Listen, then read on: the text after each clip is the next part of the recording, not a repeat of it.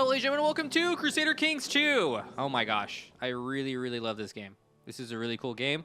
It is an epic strategy game which focuses on characters more than anything else. A big focus on actual characters in the game, like these people. I think is the primary core aspect of this game is that it is focusing on these. Let me actually find a little synopsis for this game so I can explain. I feel like this is a tough game to get into. I really want to convince you to try this game because you may love this game. This may be a game that you didn't know that you wanted in your life. Let's see, what does Steam say about this? Explore one of the defining periods in world history and an experience crafted by the masters of Grand. Okay, well that's boring. I want to classify this game and let you know about this game, and I hope that when you watch this, you find yourself immediately drawn. Maybe not immediately. Drawn to the things that are going on, the stories that can be created. It's a grand strategy, medieval, historical game, I guess. It's really hard to explain, actually. I feel like there's some really strange stuff going on. You need to learn laws about how secession worked and how can work. You need to do a little bit of reading about this stuff, even to get what's going on here. And this is an extremely important mechanic in the game. So we're set right now in the 800s, which things kind of suck back then. There's a lot of bad stuff going on, and it's not the greatest. And we're setting out to, you know, whatever, take advantage of that situation, I guess. Conquer the world, become king of everything. In particular, because this is such a huge game. Let me zoom out, show you how big the map is. In this particularly amazing and epic and humongous game, we should set a goal for ourselves and maybe not take over the entire world. As I said, let's not. Let's say we did, you know, later on, our dynasty will maybe take over the whole world, but we are just going to take over, pure and simple, Britannia. That's how you say it. Hold on, let's find it in the list. Empire Britannia. So everything that's highlighted here is we have to take over, right? Easy, right? Scotland, Ireland, England. Easy, simple. These guys, the Welsh, we have to take these over. That's it. We can win if we do that. I think that's an easy goal. Maybe not easy. That's a difficult goal, actually. That's going to take a long time and many, many years. First, we should go for England, and then I'm thinking Ireland. Actually, maybe start with Ireland, because they're so fractured. Though they suck over there. I think they're tribal right now, in fact. So I'm going to try to explain things as I go. I know I guess I didn't give you a good description of what this game is, but it's really hard to kind of explain it. Okay, they have the same religion as us, except for these two Germanics here. What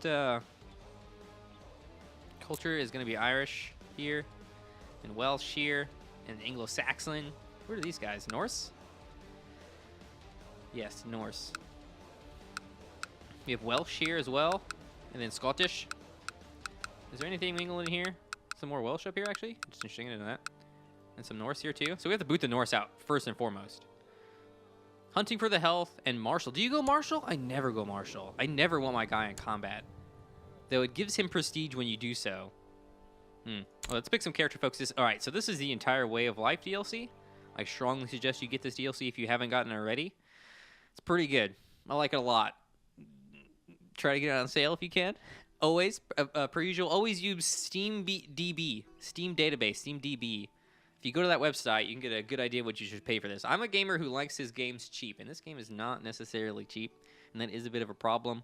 I think gaming should be a cheap hobby, but for how grand and how masterful this is, if you have the time to sit down and dedicate to this game, which, I mean, I've heard it takes 50 hours to get the entire world, if you want to do that, if you're good at it. I feel like that's way too little. I feel like 100 hours maybe to do the entire thing. I mean, that's just one campaign as one guy. And you can also start even lower rank. There's a lot of difficulties you can put on yourself. This is an epic game, but it is dang expensive. It really is. I hate it. It's the worst thing about this game and some of the bugs. You'll probably see them, and I'll mention them definitely. Some UI issues. There's a bunch you can pick from that do lots of different things. I don't even think there's any writing about what these do. You kind of have to find out for yourself. Like, even the Wikipedia doesn't have really direct things to tell you what each do, but each has an advantage. They can do cool stuff. The ones that we're specifically focused in are going to be definitely seduction, scholarship, and hunting. Seduction is good for making baby. It's very important for us to make baby. If we don't make baby, we die. Also, the crux, I should have mentioned this probably, is that if at any point we don't have a dynastic heir, which is someone from our blood that is our heir who will take over after us, if that doesn't happen, us, the immortal soul demon thing that infests or gets inside of, I don't know how we control these guys, whatever, dies, and the game ends. And for some reason, we can't carry on. So we can't have that happen. So making baby is very important. Also, making high-quality baby is very important. So if we could find some ladies who might come to our court, which we can convince them to do by being very seductive in this seduction class, who have some good genes, and we mix with those genes, and we make a good baby, then we can have a good character. And a good character gets lots of advantages. They get all these stats here, which all do various different things.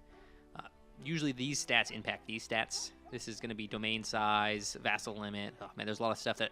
This is an important number. This is... Those actually, all of these are probably important, so I can explain them right now. Army levies. This is the men we can bring to fight. So you see this army right here? This is 21,000 men. 21,000 Norse, I believe. And they are mad. I'm pretty sure we're in a holy war with them right now. Yeah, this fellow who has 7,000 men at his disposal. And also this fellow who has 14,000 men. So these are all the men. Well, it's good that this is the limit of their military might. Now, meanwhile, we can raise 4,000 men. But I think we have some allies, maybe. Maybe they can... That guy has 2,000 men. This guy has only 2,000 men as well. So we have... Oh, I have the most men, actually. Oh, my domain size. Okay. Well, I have the most men. But this looks pretty scary right now. I actually don't... I think we'll be fine. I think they have really weak troops. They're all light infantry compared to our heavy infantry. Okay. I'm just saying, if I had a 21,000 strong army, I could definitely take over this whole island at this point. These map tools down here are super important. Let's explain what these perks do, because they're pretty important. They're going to be a big focus for the entirety of our gameplay, really. Diplomacy does a lot of things. In particular, it allows you to have better relations with every single person. If you have a higher diplomacy, just everybody in general will like you more. Having people like you more means a lot of things. They'll work harder for you, or they'll give to you what you're owed, I guess, because if they don't like you, they won't. They'll give you more soldiers a lot of the time. They will not plot to kill you in your sleep, which is really handy, because getting murdered is not fun. When you have a whole plan set out and your last heir gets murdered, it's not really the best. So having people like you is really good. I think it has a lot of other effects, too. I think it increases our prestige as well, I want to say.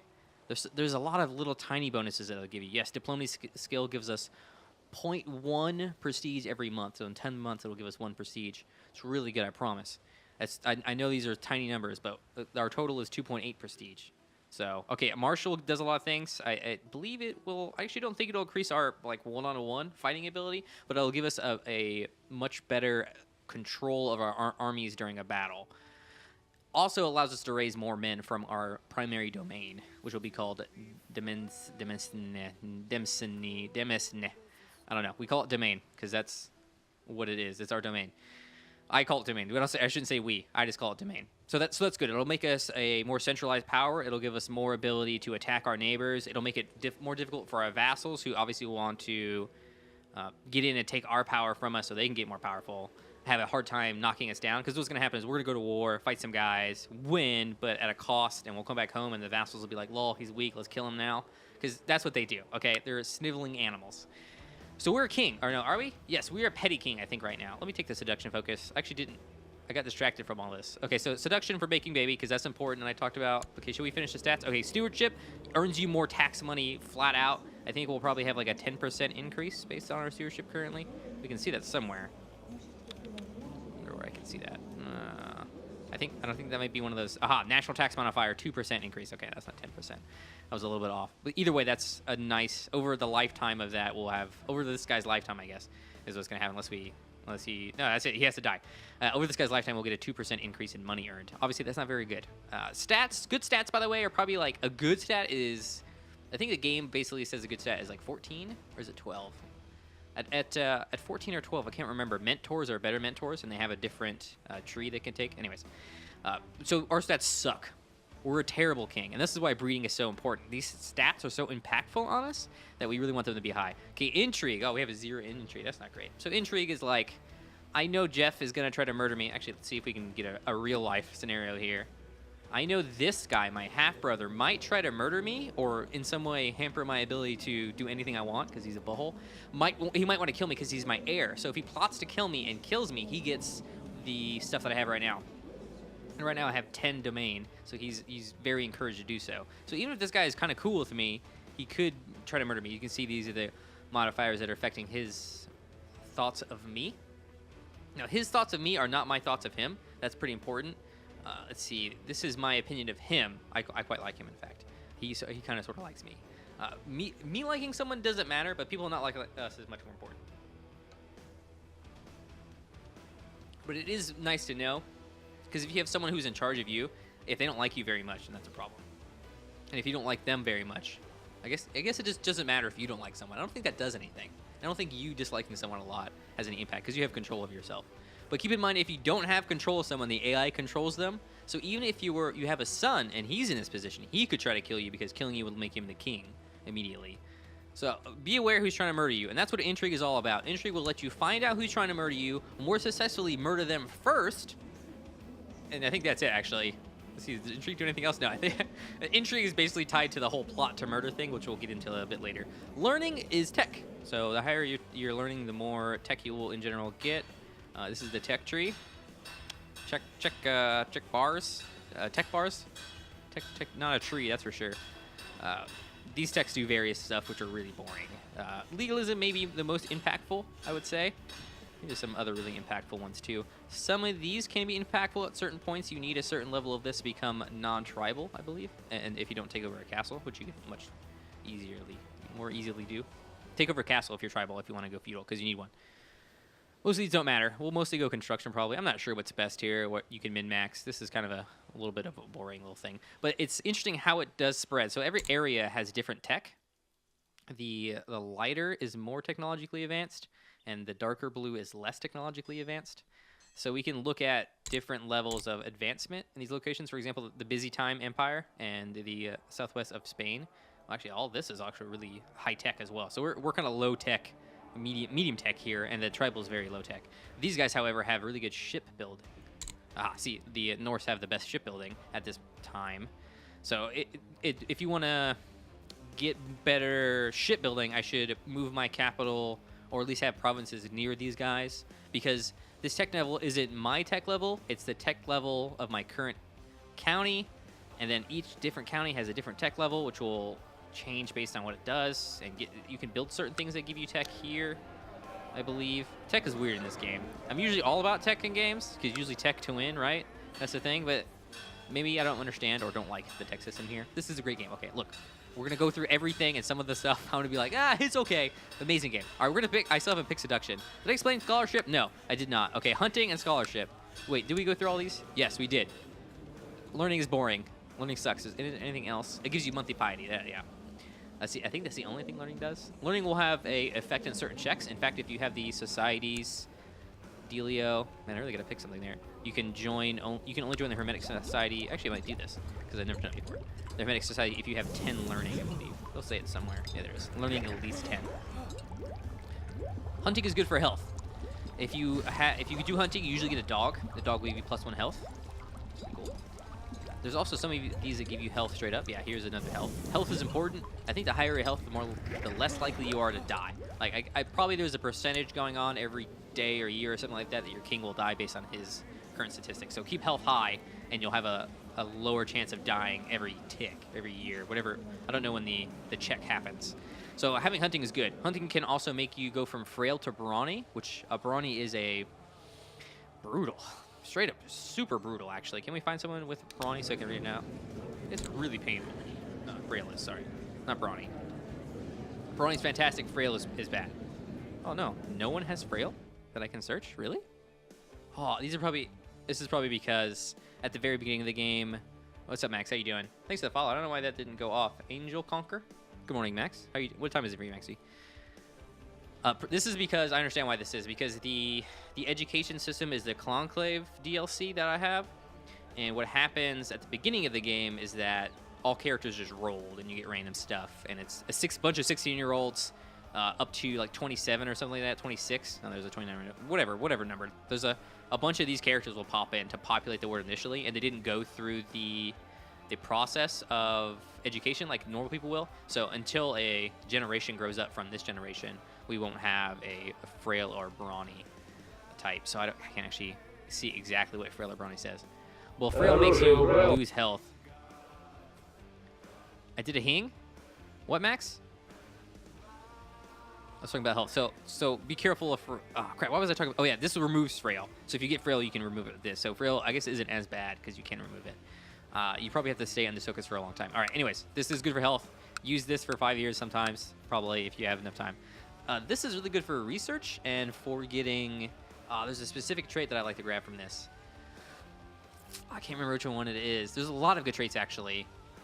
And you get a lot of research points from this. So maybe do 5 years of this sometimes as well. I like that. I've had this one cure drunkenness before, being a drunkard. So that was awesome.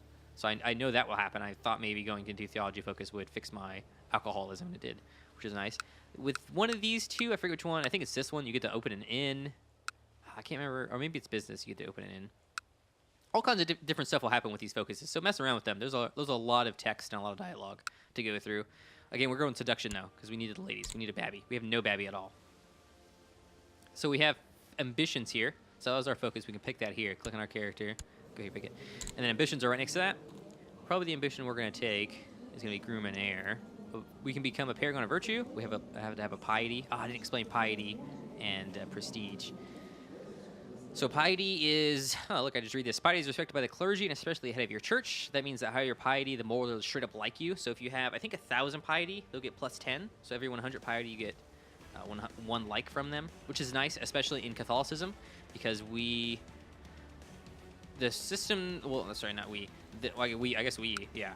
This system has a weird deal where if the bishop wants to, if he feels like it, literally he just decides, if he wants to, he'll pay you taxes. But if he likes the Pope more, the head of the religion, whoever the head of the religion is at the Pope, he'll pay him taxes, which is really annoying.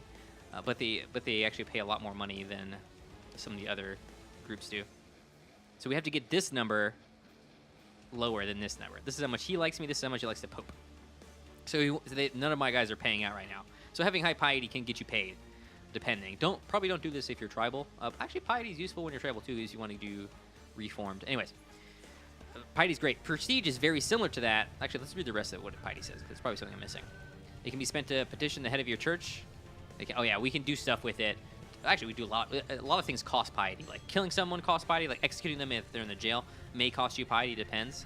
Asking for a divorce will cost you piety. I think you can just get a loan in exchange for piety sometimes. Or just a gift. I'm not sure. You can do a bunch of stuff with piety. It's another resource very similar to gold.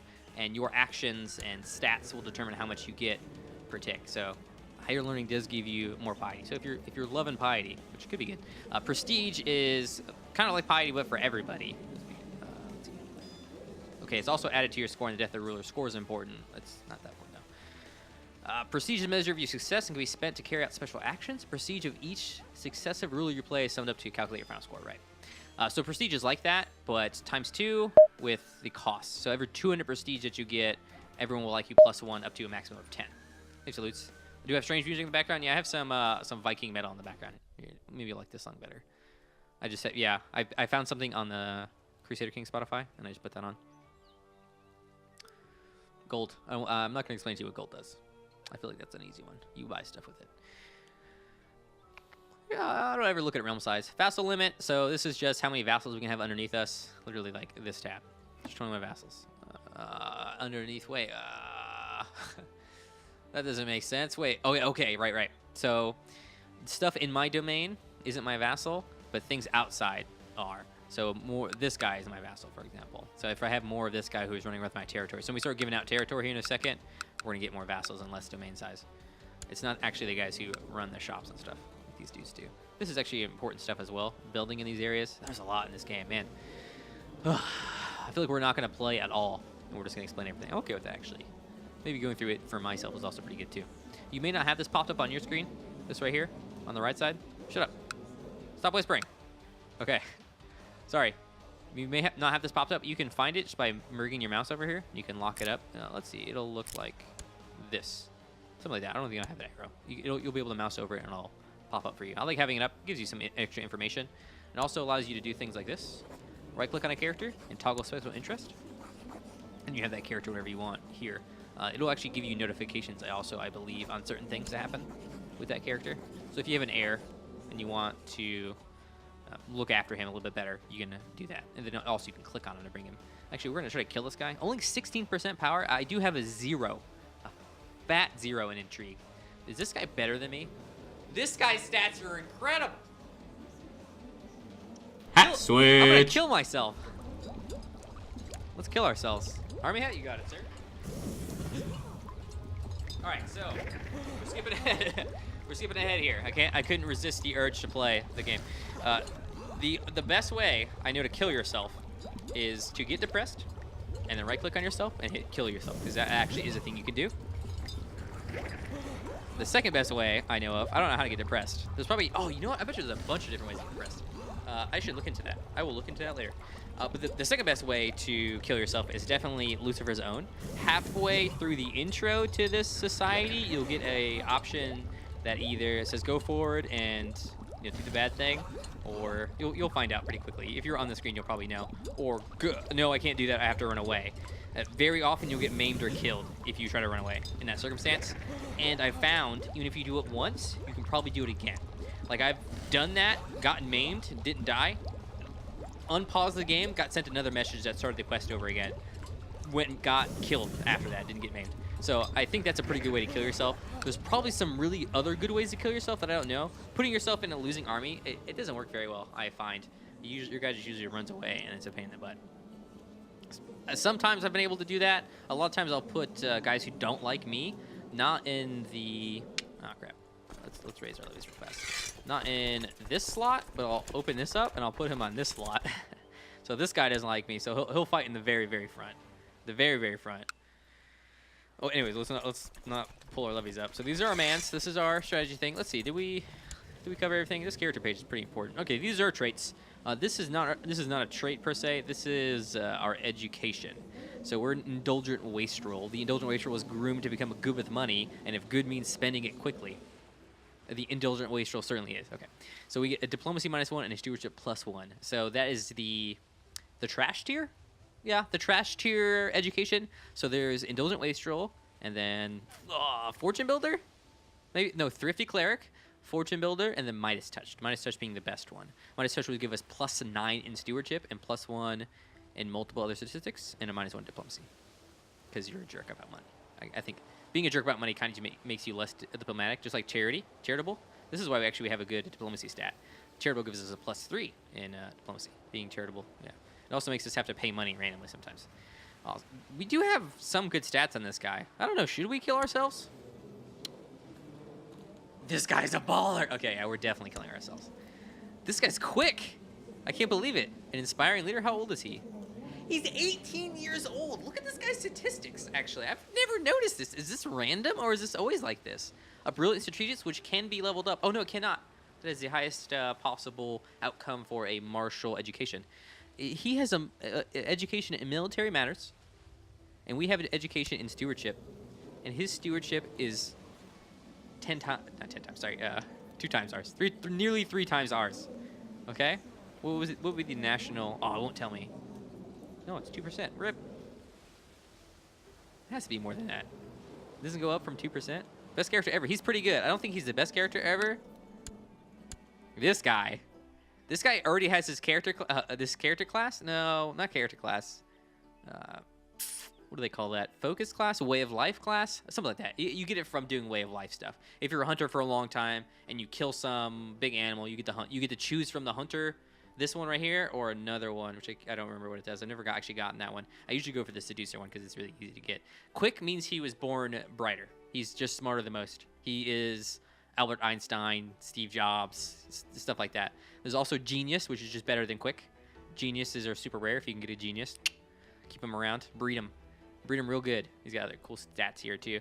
Greedy, one of the vices that is a good one. 10% national tax modifier. It's pretty nice. Anyway, this guy's pretty dope. 25 martial, which is I know is higher than our guy. Actually, our guy's better at stewardship though. Maybe I don't know. No, I see. He doesn't have. Oh man, actually, this guy has room. Oh, this guy can get Viking. Yes, this Viking is super strong. No, Viking is different, Max. He can get Hunter and Viking. Viking will occur on a Norse character who is. I think you just accumulate enough money. Like there's a money threshold. Like I was sitting here raiding with my guys, messing Cornwall up because they're punks, burning all their stuff down and taking their women and stuff, as we do as Norse, and bringing them back. I didn't even have to bring the money back, and this guy got. I was playing as fair hair. he got Viking right then and there. And so I think it's money earned. But that stacks. There's also stuff for, I think is it these guys? Oh, it might not be these guys. There's another thing that can happen called Vargarian, I believe. You can also get Crusader. There's a lot of different ones that stack, and the Way of Life ones are different, though. So this guy does have room for a Way of Life thing. But this guy will get Viking, which is pretty insane. I keep clicking. It's this capital right here. He's a pretty scary guy. I don't know of any other super monsters like these two guys. I usually play this part of the map. I play here sometimes, and I played here. I was at the Busy Time Emperor one time. I got turned into a eunuch, never going back. Okay, not doing it. I've never played in Spain either. I feel like Spain could be pretty interesting at this time. But anyways, back to murdering. We haven't done anything. I haven't done any. I didn't even need to pick an ambition. Okay, ambitions. So we explained piety, right? That got me in a good subject. So if we complete this ambition, which is to success condition, it says there, has piety of at least 500, we get the success effect, gain 1 learning, gain 100 piety. It will be known as the Holy and Catholic Moral Authority, which we may explain at some point. And a bunch of opinions, probably of the guys who are bishops in our land, will improve of us. So that's cool. Anyways, there's a lot of stuff like that. They're all kind of similar. They do similar stuff. This one's a very interesting one. If I was tribal, this would be more interesting, but I'm not. So this is to become the King of England. The King of England is de jure this territory. Up in here. So we have a lot of it. We don't have all of it, though. Oh, so, I mean, we don't have all of it. I feel like we don't have any of it as well. We have practically none. We're going to have to, the issue is we're going to have to split all this land up here in a second. We're not going to have this many mans. I mean, if I had this many mans, it'd be amazing. I do not, though. Talking about missions. So this is not really a feasible one. I definitely won't get the 500 prestige. It doesn't look insanely hard. These are not too bad. Oh, yeah. I don't think these are difficult. I think they're fairly evenly done. But for our situation right now, I don't think we become the King of England. Maybe this guy. Maybe our half-brother can become the King of England. Why is he our half-brother? Is he a bastard? Did my half-brother? Oh, okay. I guess he just... Hold on. Here's my dad. I don't have a mum. Okay.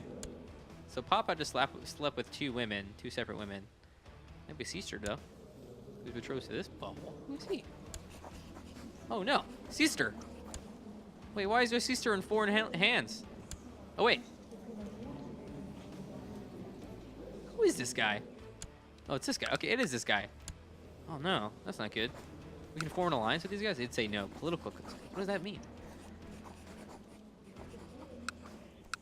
Got a 3-second delay? Oh, that's awesome. On Wolfstream? Yeah, right. Our sister's married to this guy? That's not good. I was figuring we were going to try to kill him. I guess we can try to kill Norfolk then. Making plans already. Devious plans. Maybe we can use our sister to kill him, actually. Does she like me? She's a title claimant. Oh, I can seduce her. She's only my half-sister, guys. I can seduce her.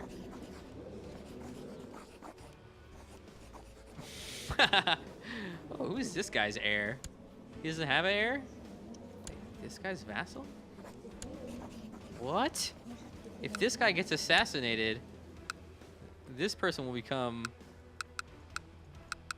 Wait, will he not? No. Wait, just some butthole could become. Some random. He's the heir of the Kingdom of Mercia. Oh, he's just a commander over there. Okay. So there's some random guy who will get that. I thought he was a vassal of this guy over here, but he's not. He's just in his court. Probably doesn't want to get murdered. What's up, Greenfire? How are you doing today? Oh, it's interesting, Max. It went fast. Luce is getting better. Awesome, good. We still haven't picked an ambition. Anyways, I think what we're going to do is... Oh, no, we don't want a Gruminair. We want to die, don't we? I guess it doesn't matter. Usually I'll pick Gruminair. You know what? Let's become the King of England. This guy's going to... We're just going to try to kill ourselves. We have to give this stuff away. What is this secession? Oh, primogenitor. Nice. Very nice. Oh, man. Okay, I'm jumping around a lot. Let me explain a little bit about what's going on in the inheritance screen. So we are agnatic primogenitor. Agnatic is referring to the way that we hand out succession based on sex. Agnatic will mean only males. Agnatic cognatic will mean that males first. So if there's a male who could inherit from the father, then they will inherit. Then it'll go to women. So if there's no male heirs around, then the women will inherit. And then this absolute cognatic means that women and men inherit on the same grounds. So that if there's a daughter born first, she's just the heir. She's firstborn.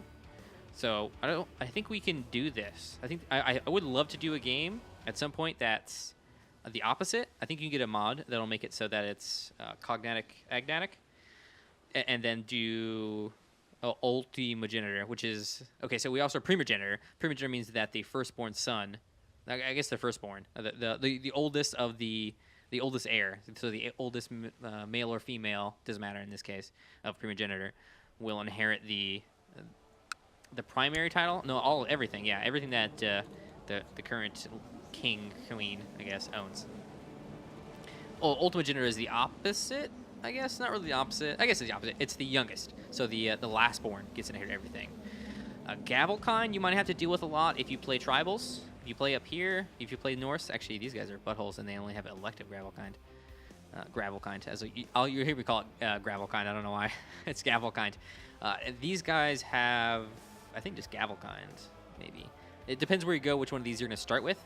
It's kind of a pain in the butt to change. Usually primogenitor and ultimogenitor are hardest to get to. I think that elective monarchy is also kind of difficult. They all have different strengths.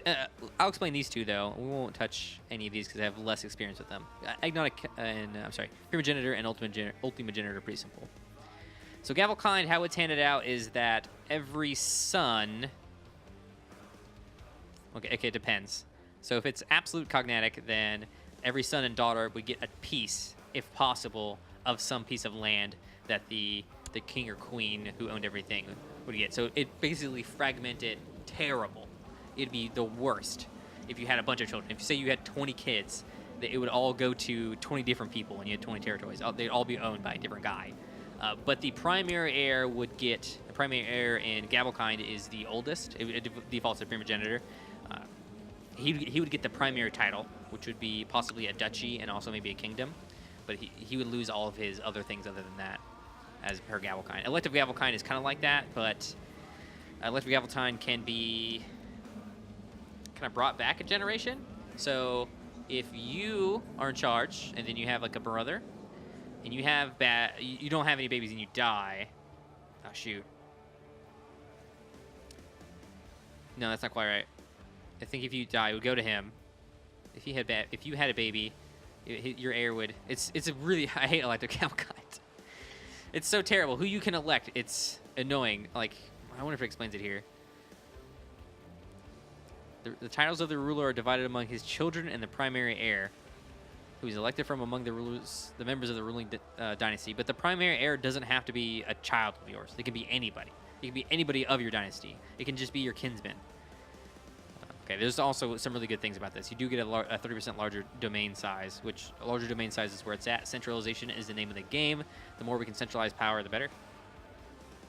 Oh, there's a bunch of stuff in here. Centralization, literally a law, based on what I just said, which actually increases your domain size. Perfect. This is some other stuff we'll mess with here in a bit. Wow. Council. Okay. The council is pretty important, especially if you have the Conclave DLC. It makes them much, much more important, in fact. You have to keep the council happy because they have to vote on things in here. In the realm obligations and council screen. They vote on stuff. If you want to do something, you have to, it'll tell us supporters on the very bottom there. Bishop, Kolnoth, undecided. Very likely to pass, in fact. So if we want to pass something, these guys have to check off on it. Depending on these rules here, council power is what basically is going on. They get to vote on anything. If we could do abolish, obviously everyone's a opponent of that because that means that takes away the council power. Also, people in general get pretty upset about it because people want to be on the council and they want to be able to make decisions based on the empire and just have more power in general. They're weasels, okay? All vassals are weasels. Even people who don't own land, but particularly people who do own land are weasels. We hate them. Well, okay, yeah, everybody else. Because when we're the king, everyone's after us, and then when someone else is the king, we're after them. I love this cycle, and this is really taught me a lot about how the mindset behind this kind of era and this time and how things worked. I hope a lot of it is accurate. I think I'll take it with a grain of salt, I would say. But the infighting and cutthroat system is so cool. It feels, it's a rat race. It feels cool. It's awesome. Okay, we again, primary focus currently is to kill myself. I have to keep that in mind. Okay, we are doing this. I wonder if there's any other good ways to kill myself that I can think of off the top of my head. We already did this. I could throw myself in the battle. Do we have any claims on anything?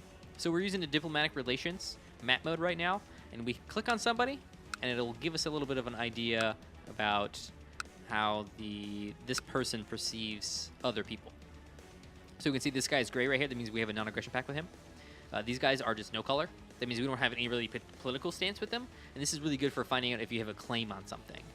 We can see that we're currently in a heated conflict here with Jorvik and some of these territories. And also I can see how Jorvik is at war with everybody and has probably claims on these lands because of his subjugation ability or something like that. It'll tell you on the right there, whatever, the target at war, stuff like that. Welsh, see, they're just chilling. They have, actually, this guy has claims here. Maybe potential target. This is a very interesting map mode. This is my preferred map mode. This is kind of how I get an idea what's going on. Blue will also be allies. I think that's all the colors, actually. Oh, and there's also like an orange color that only occurs one way. That means in a truce with. Other map modes we'll probably use a little bit is religion. This lets us just know the religion of the location. Religion is pretty important, and you should definitely don't neglect it. Understand how religion works. Understand how appointing successors for these guys works. We'll probably get into that in a second. Actually, I don't even fully understand how this works. I think I need to do some learning and reading on this. Also, these new numbers are also new. Age. Oh, interesting. Cardinal appointment score. Oh, you can become. Okay, I don't know how this. I'm not even gonna. Actually, we're not gonna explain this because I don't. Maybe we'll come back to this at some point. There's only so much I fully understand. Okay. Oh, look, the College of Cardinals button. I've never been in this menu. Okay. How many hours have I played this? I need to check right now. Come here.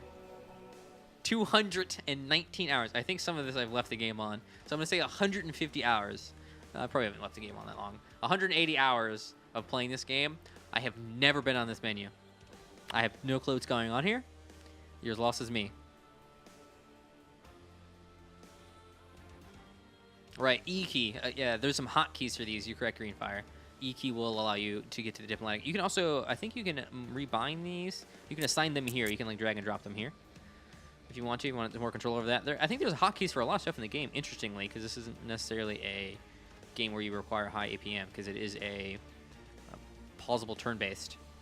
Yeah, real-time turn-based, real-time pausable, I think is what they call it, real-time pausable strategy game. What were we saying? We were talking about religion, paying. What topic was I on? Council? Maybe? Okay, let's talk about the council. Okay, we went through this. Centralization is pretty simple. These are actually pretty simple. They don't really require an explanation. Domain size larger for vassal limit lower. That's pretty easy peasy. Oh, status of women. I don't usually look at this. I think there's some difficulty here. One of these must be true. Oh no, it looks like it's just tolerant. Tolerance must be higher. Okay, yeah.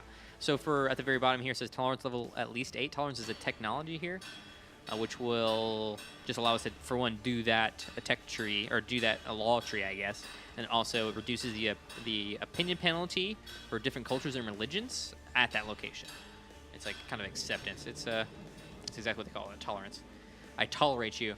Revoke title is very important. We're going to do that here in a second. Which we're not going to do that here in a second. We're going to have to grease some palms, I think, to do that.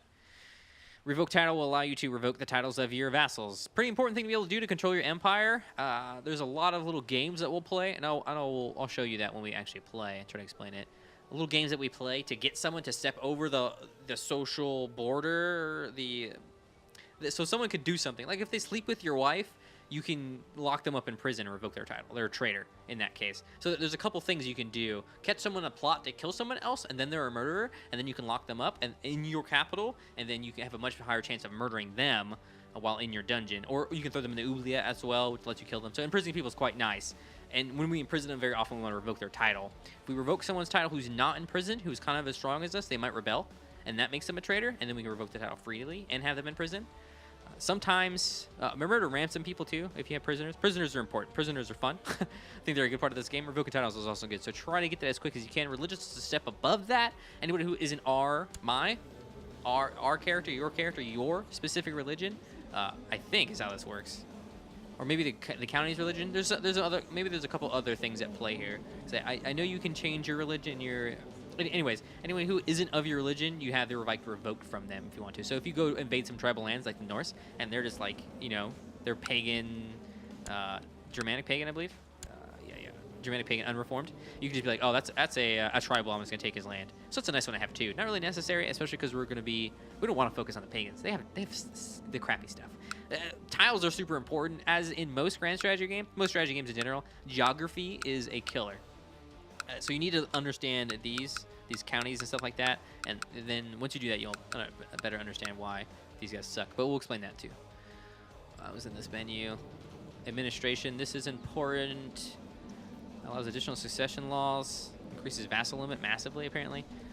This does some stuff. I don't know what.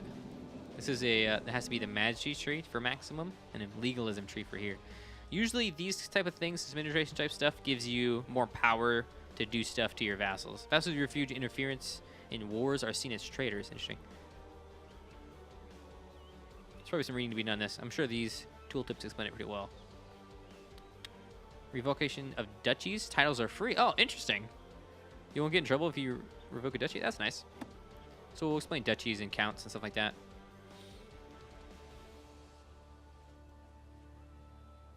Oh, wow. Green Fire. Green Fire was just telling me about the intrigue focus here. You can spy on people. And when you spy on people, you get the opportunity sometimes to spread vicious rumors about them, which will reduce everyone's perception of them by -10. So it'll just make everyone -10 here, which is annoying because, aforementioned, we talked about what opinion does and how important it is. So you can lower that, and apparently one of the things that you can say about someone is that they are betting small children. So that's kind of messed up. I guess that's something that you would spread vicious rumors. That's a pretty vicious rumor if I heard that about somebody. Maxing salutes, I appreciate very much. Okay, obligations are very different in the Conclave DLC pack. Much improved, oh my gosh. Before they were dumb, and now they are smart. They kind of have sort of the same issue with these two, but these other ones are kind of interesting. So before you could say to the burghers, which is a weird word, I don't know, the mayors, you could say to them, okay, you have to give me, I'll make it so that you give me less levies, but you have to pay much more tax. And that kind of balanced out. But then it obviously it's much better to tax those guys. There's just a couple issues with the ult system. I feel like this one's a little bit better. Some of them it's still a little bit messy, but at least it gives you a spectrum rather than absolutely yes on either side and just balancing it with opinion. So we can either go heavy levy or heavy tax on everything. So these mayors, they make the most money. These churches kind of make a balance of the two. Tribals suck at everything, so it doesn't really matter what you tax them. Honestly, they're really bad. Nobles are the guys who have all the castles and therefore all the levies. So you want to have high levies. So levy, tax, in the middle is probably okay. Not a big deal. And that's just the way to do it, I guess. I guess you could do it somehow else if you're not going to war. I guess this, you know what, this one sucks too, actually. They both suck. Both of these ways of doing it kind of suck because there's still only one real option that you're going to go for, right? I mean, I guess you could do higher levy on churches. I feel like it's so hard to pass these two.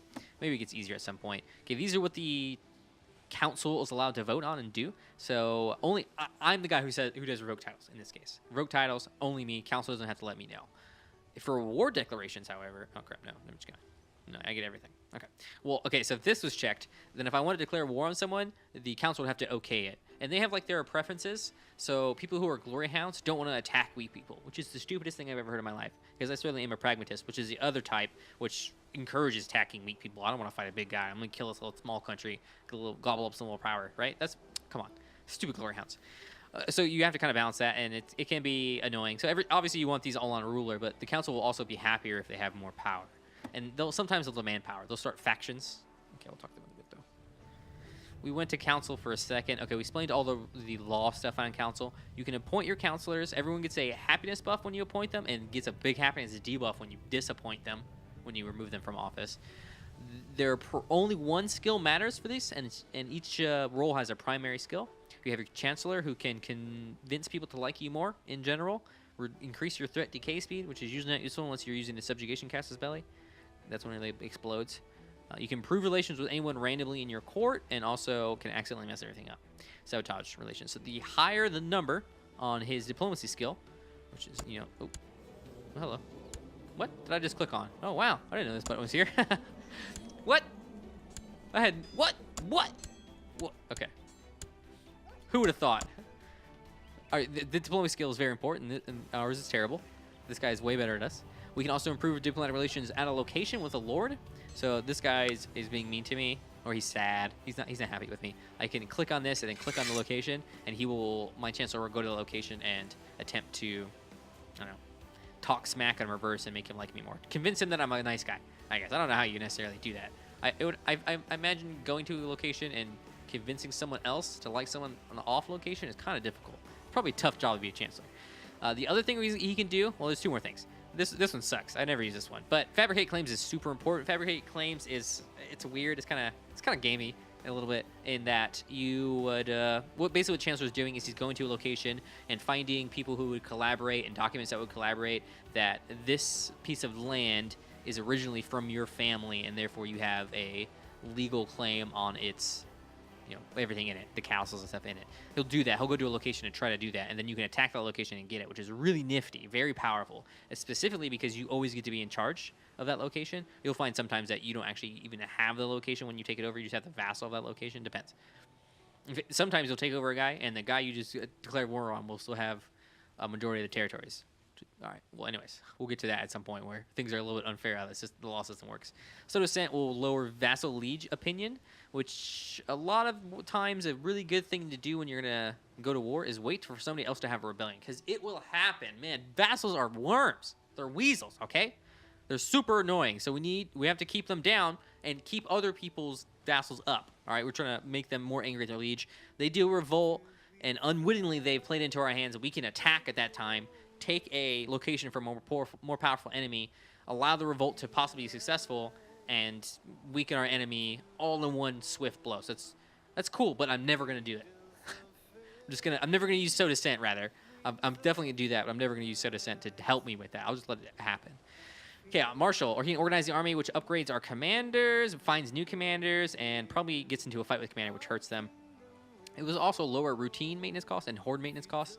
Hordes you'll find if you play tribals. They get hordes quite a bit from a lot of their councilors. That's pretty good. Actually, you know what? Why would we have a horde though? I actually can't think of a circumstance. Can tribals even do this one? I don't know. That seems like it's bad. It's not. Improving commanders is pretty cool. I don't know. It's okay. Suppress revolts can be sometimes useful. Mostly it's useful for the arrest chance, but keep in mind that this is a thing, the suppress revolts, because sometimes you will have a foreign religion outbreak and you slap this guy in here. The other thing it's useful for if you really want to arrest someone, if your wife's been cheating on you, click suppress revolts, click on your capital or wherever your wife is. You can find out where your wife is by mousing over, and it'll say reigning in or doing something in. Winchester, Wessex is the county. And the city is Winchester, I guess. Or maybe this thing is called Winchester. Yeah. The castle is called Winchester. So you know where he's at. So you put your suppress revolts guy there, and then pass some time, and then try to arrest her after, and you'll have a 11% increased chance. So 1% per marshal, I guess. Trained troops want to use a lot. Levy size, so that applies to the levy. You increase that number by 25%, whatever number it's at. And then levy reinforcement rate is also really important. The higher levy reinforcement rate is, the higher this bar will get maxed. So once you go to a war, you lose some guys, you need to replenish them.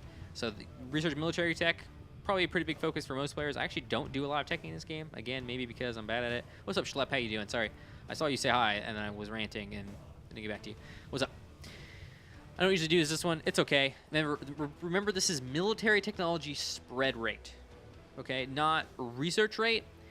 That means that if you have a location, your capital, which you're focusing a lot of research tech into, you can spread the very focused research tech out faster by using this. So there's really no reason ever, under any circumstance, to put this guy somewhere. Oh, maybe if you capture a location and it has really good certain research, you might spread it. Or military research, you might spread it. Maybe, if you're a smarty. In general, use this on your capital. Okay, cool. Steward time. Man, there's a lot to go through in this game. I think I've just been straight explaining this game for like an hour. No, maybe not. Maybe 40 minutes. Okay. Steward, one of the most important guys. Let me mention, the statistics of these members of the council are added to our statistics for state-type, state-derived statistics. So state marshal, state diplomacy, state stewardship, state intrigue, and state learning, which are our spouse, half of our spouse stat, our stats, and the council stats all added into that. So having a guy with higher base stats actually improves your kingdom as well, not just you yourself. So we can see that with state stewardship, stuff like that. And this will affect our domain size and things. Lots of things. Okay, yeah, steward. Their steward, an important guy, because higher stewardship means more money, less problems. I don't know why that guy was thinking about how it gave him more problems. He was using money wrong. It's less problems, 100%. As well as increasing our domain size based on a factor of our state stewardship with some division and, I don't know, magical math there to give us a ruler stewardship bonus plus 0 rip. Actually, I think that he will give us a higher domain size. Maybe the ruler actually has to have the stewardship. I'm actually not sure. I'll look into that one. This is a new one, Administrator Realm. It is from the Conclave DLC. Well, actually, all of these on the left side are new. Stewards strive to improve your domain. Domain improved by... Wait, what? Only a 3% chance? Well, this guy has... Oh, his stewardship is terrible. Oh, my God. This guy has a higher chance of a negative outcome than a positive one. Harsh. But it would be better to not have this steward right now than to have one. And this guy's a vassal. A powerful vassal in our domain. Plot to kill. Okay, we'll get to that. Don't worry. Well, there's going to be a lot of plot to killing, especially with this guy who's going to try to be murdered soon. Okay, I think that's not a very good one. I think what will happen is maybe if you have a huge domain, especially when you're smaller, I would go to collect taxes. Collect taxes, send your steward to ensure efficient taxation. So he'll go around and tax the populace, basically. It'll improve the local tax modifier by a percentage, which has already been improved in your capital because of it's a capital location, which will tell us somewhere here about how much income we're getting from this spot. I know that this is a thing. You get more money and more troops. Troops stuff, which else? Capital County plus 50% on the troops. I know money also goes up, right? This has to be somewhere where I know not. This is the sorry, not the economy. Nothing but the economy. The technology of the location. I think money is increased because it's your capital. Whatever. Actually, look at this and then see what gives you the most money. You can see on the right side there, it's popping up. The darker green, the more money it makes. That's a lot of money right there. That's our enemy. He's got a lot of guys. So it looks like our capital is making the most mushies, so you should probably put him there if you're going to do collect taxes. Put him in the highest tax spot. So things that can happen. Oh, again, this guy's terrible. Negative outcome more likely than the positive outcome. Oh, let me explain these outcomes too. So you see that special tithe collected 2% yearly, 2.60% yearly. So if every year that passes, there is a 2% chance that this will happen. The higher the number on this, the higher the number of the skill, definitely the more that this will happen. Are pretty good. This guy's pretty good at diplomacy. Chancellor can fabricate claims, 17% chance every year. It still kind of hurts. A year is a long time. A ruler will last 50 years. You're kind of pushing it. You're really pushing it at 50. You can. No, I'm sorry. 50 years of reigning. You're really pushing it. You can sometimes last. I think the oldest I've ever seen is 72. I want to say. Usually guys last like 50, 56. 56 in particular. Can we get these guys' ages? 34. 70. There you go. That's an old fart. 63. These are the guys who died before me. 26. 29. Middle ages. Please. Please, why? Why you kill my whole family at 20? You can't die young. Being 27 is not a sure ride to survival, as this guy's quickly going to find out when we start actually playing the game. Okay, Okay, we're at oversee construction. I don't use this one very much. I feel like unless you're just like raking in the money and you need to really construct faster, I don't think this is necessary. Oh, meets master builder. I wonder what that does. I'll have to look into that. That seems kind of nice. I know some things about this game. Okay, I'm not an expert. I'm explaining to you what I feel like I might know. Oldest king I've had, Kilpenny says, is like 82. But dang, I wanted him to die. Yeah, it's the ones that don't die. The ones that, please, oh God, how long are you gonna live? The heir is like 40 years old now. He's like, he's got dementia. he's gotten lunatic. So I'm not sure what meets master builder does. It probably speeds up construction time massively. But this will increase the local build time modifier, so it'll come out 7.5% faster. Seems kind of boring. All right. Research economy tech. This is actually not research economy tech. Again, it says economy, technology, spread rate. You don't actually get research. It only spreads. This guy having a higher stewardship will, however, affect the research rate. I guess, I usually don't look at this because I'm always going for high stats, so what does it matter? But learning and diplomacy affect culture. So the higher you have that, the more technology advancement points it'll get that to spend on technology to further advance this location's technology. So that's why the capital will usually have a higher technology, because you're putting these extra culture advantages in a place to push out to other places. That's why there's spread technology and research, not research technology. So learning diplomacy, stewardship and learning, and learning and martial. See why learning is important for advancing tech? Higher learning is higher beta, but also other things help with stuff too. So it's not just a waste to have. It's good. High stats good. Okay? I don't think any of the stats are necessarily bad. I think learning doesn't feel as impactful, but maybe if you do a learning focused build, you would stick out. What we were talking about. Let's not get off track. We're talking about research economy tech. Okay, we're a spy master. Spy master is actually super important. Never mess around with your spy master. This is super, super, super, super important guy. Your spy master is the person who has the highest plot power against you. We'll talk about plot power a little bit later. So keep him happy. He has to be happy. You want his happiness as high as possible. Okay, let me put it this way. If there is any human being who could kill your main character on the planet, it is 100% your wife and your spy master. Never make them the same person. No, definitely you can do that, actually. If your wife is your lover, you're good to go. Spy master would be pretty nice. So keep this guy happy. Keep him as high as possible, because what will prevent him from plotting on you isn't just liking you a lot, but liking you more than someone else. So it depends on who's starting the plot, but if it's this guy's wife, well, lucky he's clergy, I think. Yeah, he's a bishop. So this doesn't apply. This guy's wife could want to kill me for whatever reason. Maybe I broke up with her. I don't know. And then he could want to kill me. So keep him in your pocket. Understand who he is. This guy's a bishop, so he's pretty perfect. He's a lustful, slothful, arbitrary content. This guy's a jerk. I hate him. I already just dislike this guy, but we're firing him. In fact, for anybody, we'll take a small child. Okay. Actually, a newborn with genius would be almost as good as this guy. A newborn. 0 years old, a genius is 5 intrigue. This guy has 6 intrigue. He's 47. Come on, guy. Actually, this is kind of an interesting point of this game. If you are born, and when you hit 16, your stats aren't good. Your stats aren't ever getting good.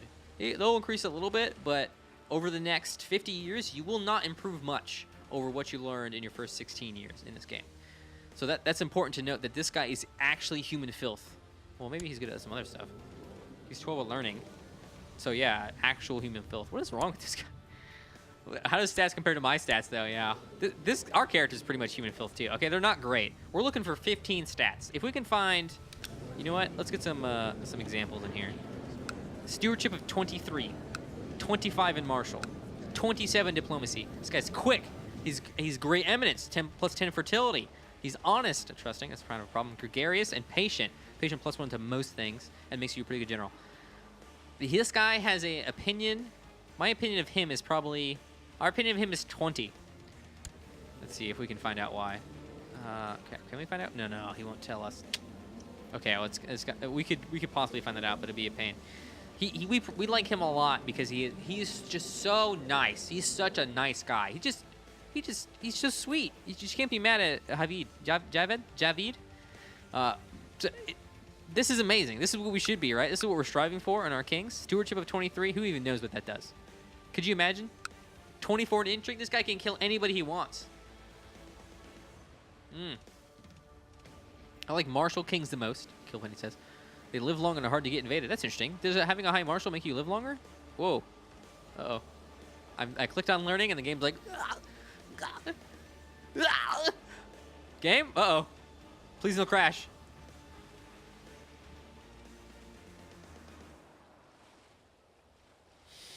I think CK2 crashed. I fixed it. Okay. 26. Look at that. Incredible, right?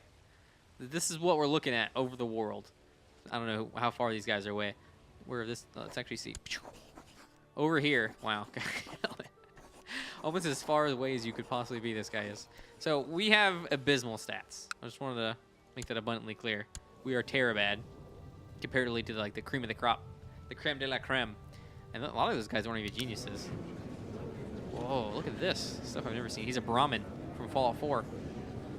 Character belongs to the Brahmin caste. It is an Indian caste of priests and scholars. Highest in the caste hierarchy. Oh, cool. Alright, well, that's weird. What a strange coincidence. Alright, back to Spy Master. Scheme. This is a much improved one if you have the vanilla game. Scheme is now what Scheme was before, but rather than being at a location, it's universal, I guess. He's just scheming everywhere. He's scheming at all locations at once.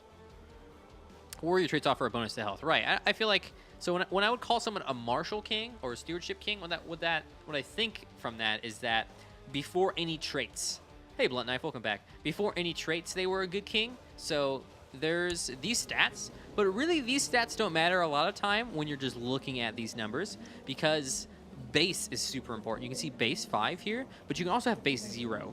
Or you can have, there, oh my god.